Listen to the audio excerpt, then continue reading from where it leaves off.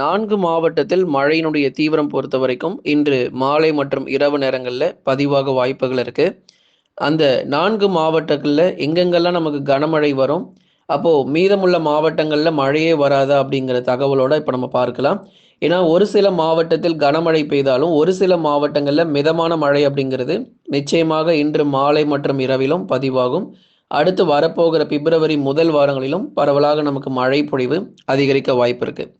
தென் தமிழகத்தில் இன்று மாலை மற்றும் இரவு நேரங்களில் பரவலாக சில இடங்களில் கனமழையானது உறுதியாக பதிவாகும். யார் யாரெல்லாம் இன்னும் சப்ஸ்கிரைப் பண்ணாமல் இருக்கீங்களோ மறக்காமல் சப்ஸ்கிரைப் பண்ணிக்கோங்க. அப்போ தான் உங்களுக்கு மழை பற்றின தகவல் ஒவ்வொரு நாளும் உங்களுக்கு வெளிவரும்.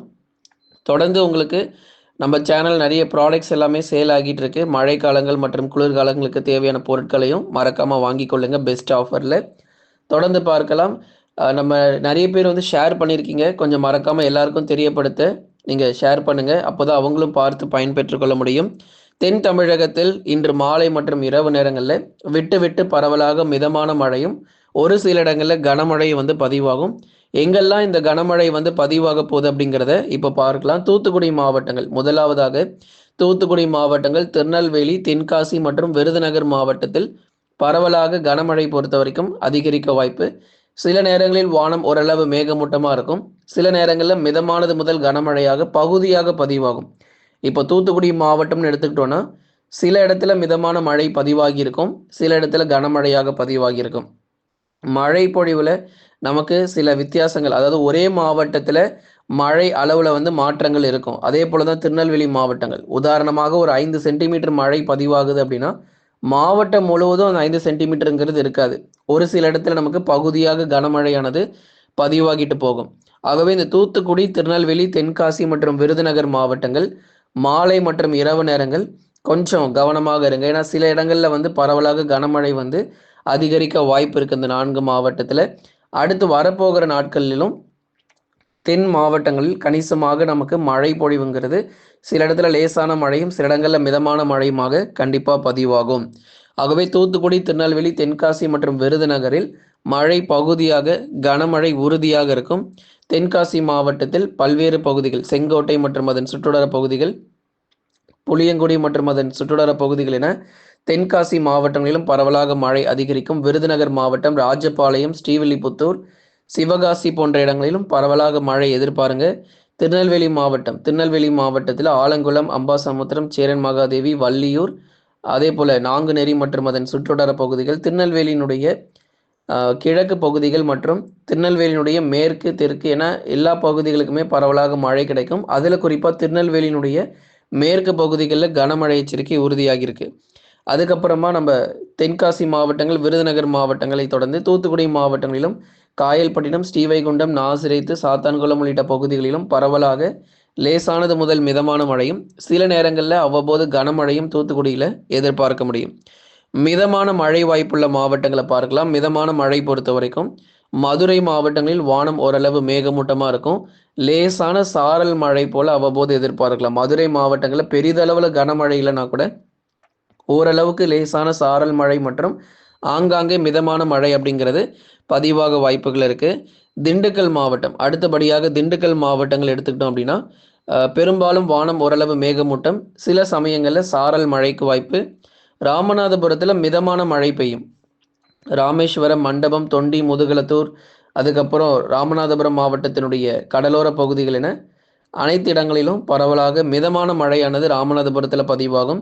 நல்ல ஒரு வானம் ஓரளவு மேகமூட்டமாக இருக்கும். மழை பொறுத்தவரை விட்டு விட்டு எதிர்பாருங்க. ராமநாதபுரம் மாவட்டத்தில் தேனி மாவட்டங்களிலும் வானம் ஓரளவு மேகமூட்டமாக இருக்கும். சில சமயங்களில் லேசானது முதல் மிதமான மழை பதிவாக வாய்ப்பு. ஏன்னா சில மாவட்டத்தில் மாலை நேரங்களில் மழை இருக்கும், சில மாவட்டத்தில் இரவு நேரங்களில் மழை பதிவாக வாய்ப்பு இருக்குது. கன்னியாகுமரி மாவட்டங்களிலும் வானம் ஓரளவு மேகமூட்டமாக இருக்கும். காற்றின் வேகம் கணிசமாக அதிகரித்து காணப்படும். மற்றபடி நமக்கு மழை வாய்ப்புன்னு எடுத்துக்கிட்டோம்னா லேசான மழை தான். லேசான மழை அல்லது மிதமான மழை மட்டும் கன்னியாகுமரி மாவட்டத்தில் எதிர்பார்க்க முடியும். ஆகவே தென் மாவட்டங்களில் இன்று இரவு நேரங்கள் மற்றும் நாளை அதிகாலை நேரங்களுக்குள்ளாக ஒரு சில இடங்களில் கனமழையும் பெரும்பாலான பகுதிகளில் மிதமான மழையுமாக எதிர்பார்க்க முடியும். தொடர்ந்து மற்ற மாவட்டத்தினுடைய நிலவரம் பார்க்கலாம். அறிவிக்கப்படாத மற்ற மாவட்டங்களில் வானம் ஓரளவு மேகமூட்டமும் பகலில் வெயில் மற்றும் அதிகாலையில் பனிப்பொழிவு மட்டுமே தீவிரமாக இருக்கும்.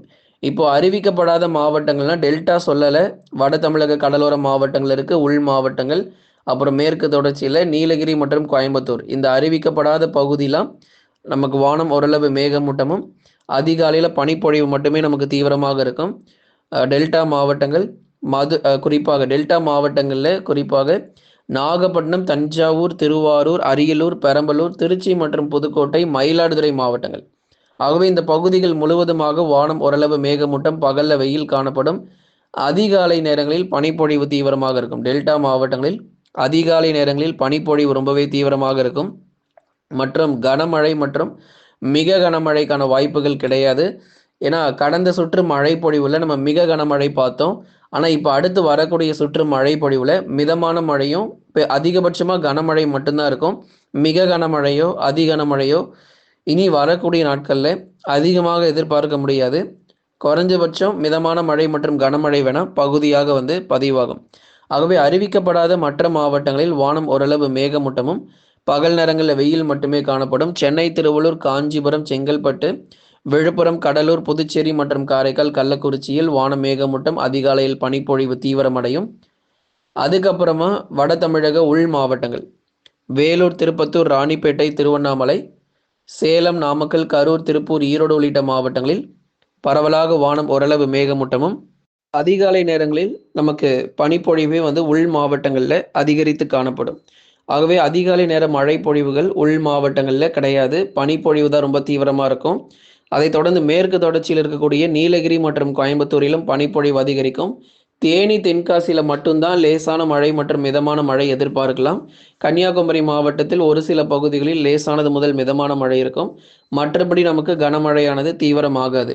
ஆகவே உங்களுக்கு ஆரம்பத்தில் சொன்ன எந்தெந்த மாவட்டத்தில் மழை கிடைக்கும், எங்கெல்லாம் கனமழைக்கான வாய்ப்பு இருக்குது, எங்கெல்லாம் மிதமான மழைக்கான வாய்ப்பு இருக்குது அப்படிங்கிற தகவலை பார்த்தோம். இனி அடுத்து வரக்கூடிய பிப்ரவரி முதல் வாரங்கள் கூட நம்ம தென் மாவட்டங்களில் பரவலாக நமக்கு மழை அதிகரிக்க வாய்ப்பு இருக்குது. அதனால் விட்டு விட்டு அந்த மிதமான மழை மற்றும் லேசான மழையானது நிச்சயம் தமிழ்நாட்டில் தொடரும்.